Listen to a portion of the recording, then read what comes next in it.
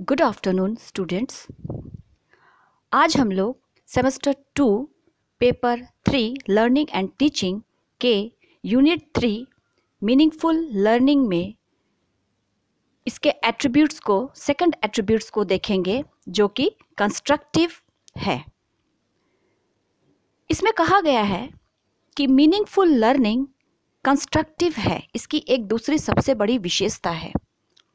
इसका मतलब होता है संरचनात्मक, यानी कि इस तरह के लर्निंग, मीनिंगफुल लर्निंग में जो लर्निंग होती है वो आर्टिकुलेटिव यानी कि स्पष्ट होती है और रिफ्लेक्टिव होती है यानी कि चिंतनशील होती है।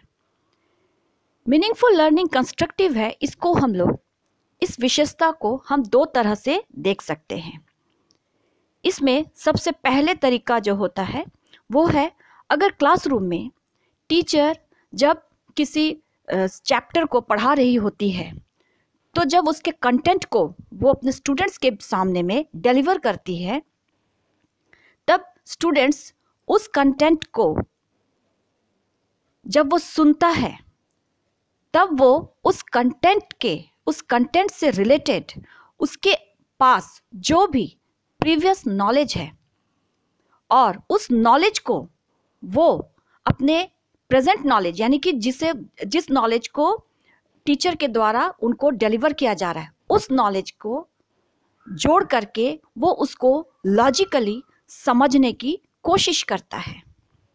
यहाँ पर वो मेंटली अपने आप को समझाता है कि टीचर उसे क्या बता रही है और उससे रिलेटेड जो उसका प्रीवियस नॉलेज है, जो पूर्व ज्ञान है, वो उससे उस कंटेंट को समझने की कोशिश करता है। जैसे कि अभी यहाँ पर ऑनलाइन आपको आपके प्रोफेसर्स पढ़ा रहे हैं। इससे क्या हो रहा है कि आप इन बातों को, इन लेक्चर्स को अपने हिसाब से समझने की कोशिश कर रहे हैं। हो सकता है आप इसे बार बार सुनते हो, या जहाँ पर नहीं समझ में आया वहाँ से आप उसे फिर से रिवाइंड करके उसे सुनने की समझने की कोशिश कर रहे हो।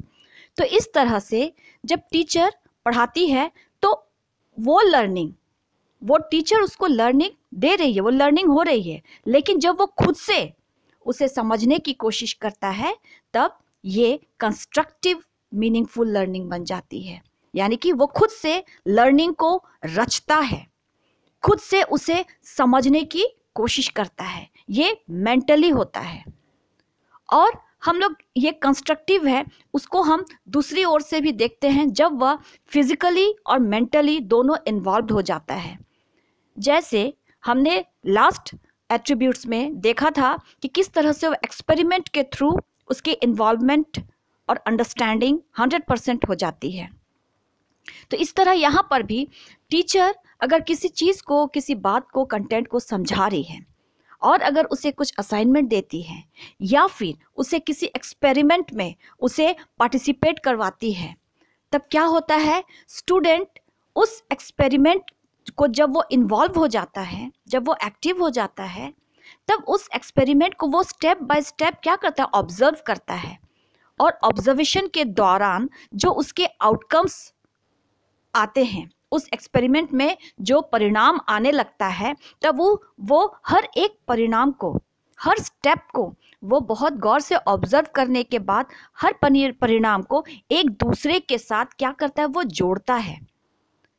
और तब वो उस रिजल्ट को, वो उसका इवैल्यूएशन करता है। उस रिजल्ट का क्या करता है, वो इवैल्यूएशन करता है, उस नॉलेज का इवैल्यूएशन करता है कि एक्सपेरिमेंट के पहले क्या था, एक्सपेरिमेंट के दौरान कौन कौन सी घटनाएं घटी और एक्सपेरिमेंट के बाद हमारा क्या रिजल्ट आया, मतलब वो क्या बन गया। इस तरह से जब वो इवैल्यूएशन करता है, इवैल्यूएट करता है उस रिजल्ट को, तब यहाँ पर वो उसके मीनिंग को कंस्ट्रक्ट करता है, उसके मीनिंग को खुद से समझने की कोशिश करता है। और जब वो समझ जाता है तब यहाँ पर उसकी लर्निंग मीनिंगफुल हो जाती है। और इस तरह से हम कह सकते हैं कि ये लर्निंग जो मीनिंगफुल हुई है ये कंस्ट्रक्टिव है। तो इस तरह से आज हमने देखा कि मीनिंगफुल लर्निंग की दूसरी सबसे बड़ी विशेषता है कि ये कंस्ट्रक्टिव है।